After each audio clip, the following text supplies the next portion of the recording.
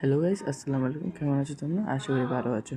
তো আচ্ছা গাইস, আজকে আমি তোমাদের দেখাবো কিভাবে একটা প্যারাগ্রাফ লিখে ইজিলি ফুল মার্কস পাওয়া যায়। অনেক স্টুডেন্ট আছে যারা প্যারাগ্রাফে কম মার্কস পায় কারণ তারা স্ট্রাকচার জানে না, মানে প্যারাগ্রাফ লেখার নির্দিষ্ট স্ট্রাকচার যেটা আছে সেটা জানে না। অ্যাকচুয়ালি প্যারাগ্রাফ লিখে একটা সিম্পল ফর্মুলা আছে। তোমাদের একটা এক্সাম্পল দিই, ধরো মাই স্কুল, এটা একটা টপিক দিলাম আমি, একটা টপিক। তো ইন্ট্রোটা করবে, মানে শুরুটা করবে কি দিয়ে, my school is a well known school. তারপর এটিসি লিখবা। তো বডিটা লিখবে, it has many student, good teacher. তারপর আমাদের স্কুল অনেক ধরনের খেলার মাঠ আছে, এইগুলো লিখবা। তারপর এন্ড করে I love my school very much, এটা দিয়ে তুমি এন্ড করে দেবে। দেখলা, খুব ইজি। এটার ফর্মুলাগুলো কি আমি এবার বলে দিই। এই যে ফর্মুলাগুলো আমি বলতেছি, দেখো, ইন্ট্রোডাকশন 2 লাইনের মধ্যে করবা, মানে শুরুটা দিন, টপিকটা কি সে ব্যাপারে 2 লাইন লিখলেই তোমাদের এটা হয়ে যাবে, মানে সুন্দর করে 2 লাইন লিখলেই তোমরা হয়ে যাবে।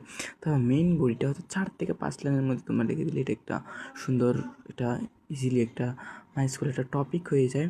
তারপর ডিটেলস, মানে এটা হচ্ছে এক্সাম্পল প্লাস ডিটেলস। তোমরা এক্সাম্পলগুলো দিবা, মানে আমাদের স্কুলে আছে এক্সাম্পল, এরকম এরকম।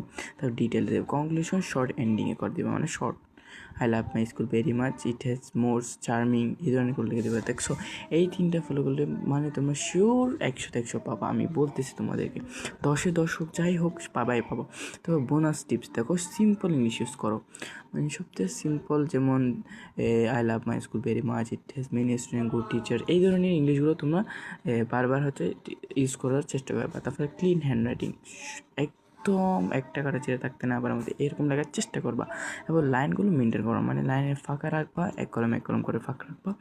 তাহলে তোমাদের স্যাররা হচ্ছে 10-10 দিতে কোনো দ্বিধাবোধ করবে না। ভিডিওটা ভালো লাগলে লাইক এবং সাবস্ক্রাইব